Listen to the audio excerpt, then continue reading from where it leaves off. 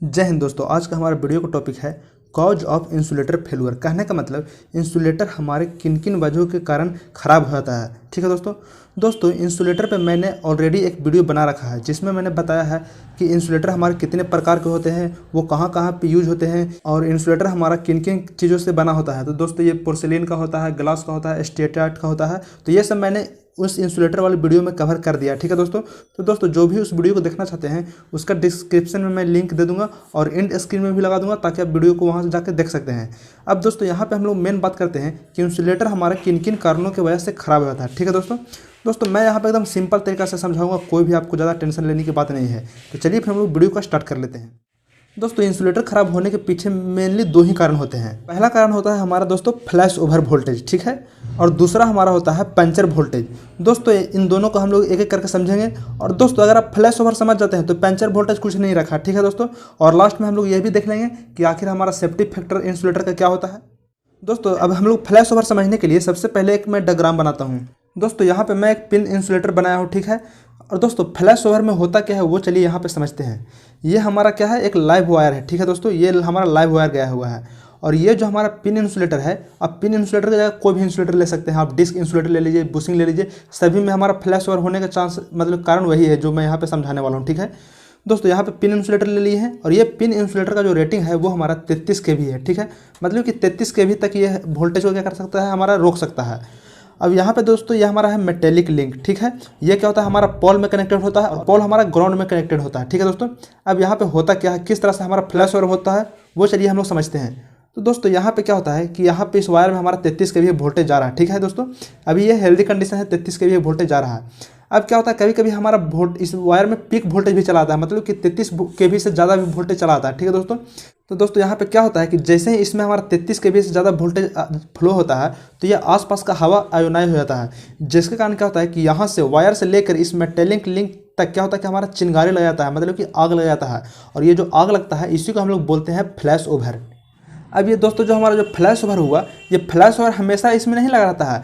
जैसे ही इसमें हमारा क्या होता है, वोल्टेज नॉर्मल कंडीशन में होता है, जैसे कि मतलब 33 kV होता है, तो वो क्या होता है, ये फ्लैश ओवर जो हमारा आग लगा था यहाँ से वायर और ये मेटेलिक लिंक के बीच में, वो आग क्या होता है, हमारा बुझ जाता है। ठीक है दोस्तों, तो फ्लैश ओवर कुछ समय के लिए हमारा आता है, हमेशा के लिए नहीं रहता। ये कुछ सेकंड के लिए आता है, 2 सेकंड, 3 सेकंड, 5 सेकंड, 10 सेकंड, मतलब कि कुछ समय के लिए आता है। ठीक है दोस्तों।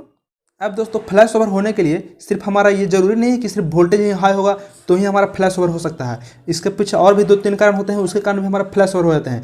जैसे कि मान लीजिए कभी कभी इंसुलेटर के ऊपर क्या होता है, डस्ट जम जाता है, जैसे धूल कण जो होते हैं, मिट्टी उट्टी, वो सब जम जाते हैं। तो जिसके कारण क्या होता है कि इसका बीच का जो पोटेंशियल डिफरेंस है, मतलब कि जो यहाँ पे जो धूल मिट्टी जम गया है, तो जिसके कारण क्या होता है कि ये जो इलेक्ट्रिसिटी है वो इजीली हमारा ट्रेवल हो सकता है इस तरह से। ठीक है दोस्तों, और यहाँ तक पहुँच सकता है, उसके कारण भी हमारा फ्लैश ओवर हो जाता है।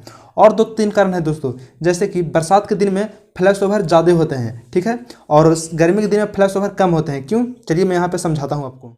अब दोस्तों यहाँ पे इस डायग्राम को देखिए, इस डायग्राम में मैंने यहाँ पे दिखाया कि ये हमारा क्या है, 4 डिस्क इंसुलेटर लगा हुआ है। ठीक है दोस्तों, ये हमारा डिस्क इंसुलेटर हो गया और ये हमारा पोल हो गया। और यहाँ पे क्या है, एक हमारा मेटेलिक रोड है, जिसके कारण क्या है, इसके सहारा से यहाँ पे हमारा ये डिस्क लटका हुआ। ठीक है, और ये हमारा लाइव वायर है। ठीक है दोस्तों, जिसके कारण क्या है, हमारे यहाँ पे वोल्टेज फ्लो हो रहा है। अब दोस्तों गर्मियों के दिन में हमारा फ्लैश ओवर क्यों कम होता है वो चलिए समझिए। दोस्तों गर्मियों के दिनों में फ्लैश ओवर होने के लिए इसको कितना डिस्टेंस चाहिए, तो ये जो हमारा यहाँ से चाहिए इसको यहाँ तक, मतलब कि इसको ज़्यादा डिस्टेंस ट्रैवल करना पड़ेगा, क्योंकि यहाँ पे हमारा मेटेलिक रोड है। ठीक है दोस्तों, तो यहाँ से लेकर यहाँ तक इसको क्या है, डिस्टेंस चाहिए। तो इसको हम लोग यहाँ पे बोल सकते हैं कि यहाँ से लेकर यहाँ तक इस इंसुलेटर के बीच में डिस्टेंस ए है, यहाँ से इसका डिस्टेंस बी है, और यहाँ तक क्या है, यहाँ से लेकर यहाँ तक सी है, और यहाँ से लेकर यहाँ तक इसका डिस्टेंस डी है। ठीक है दोस्तों, तो दोस्तों हम लोग ऐसा बोल सकते हैं कि गर्मियों में फ्लैश ओवर होने के लिए इसको काफ़ी ज़्यादा हाई वोल्टेज चाहिए इन दोनों के बीच में, क्योंकि दोस्तों यहाँ पे डिस्टेंस काफ़ी ज़्यादा हमारा बढ़ जाता है। तो इसको हम लोग इस तरह से लिख सकते हैं, A+B+C+D। क्योंकि दोस्तों गर्मियों में क्या होता है कि मौसम हमारा पूरा साफ होता है, जिसके कारण क्या होता है, किसी प्रकार का हमारे यहाँ पे डिस्टोर्शन नहीं होता है। लेकिन दोस्तों अगर वहीं हम लोग रेनी सीजन की बात करें तो रेनी सीजन में क्या होता है कि यहाँ से हमारा बरसात में क्या होता है, पानी गिर रहा होता है। ठीक है दोस्तों, तो ये मेटेलिक लिंक के थ्रू क्या होता है कि ये हमारा यहाँ पे डिस्क इंसुलेटर लगा हुआ है। ठीक है, तो पानी इसके थ्रू क्या होता है कि यहाँ से हमारा कनेक्टेड रहता है, इसके बाद क्या होता है पानी नीचे गिरता है। तो यहाँ पे डिस्टेंस हमारा कम जाता है, मतलब कि इसके बीच में इतना ही डिस्टेंस रहता है।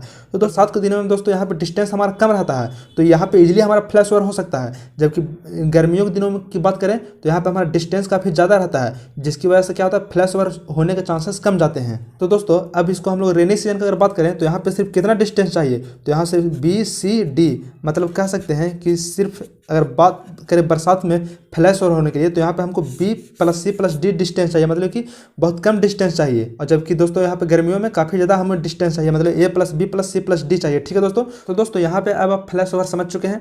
फ्लैश ओवर क्या होता है कि हमारा ये कुछ समय के लिए सिस्टम में आता है, और क्या होता है कि ये फ्लैश ओवर से हमारा कुछ भी दिक्कत नहीं होता है। ये ऐसा नहीं कि ये इंसुलेटर हमारा ख़राब हो जाएगा।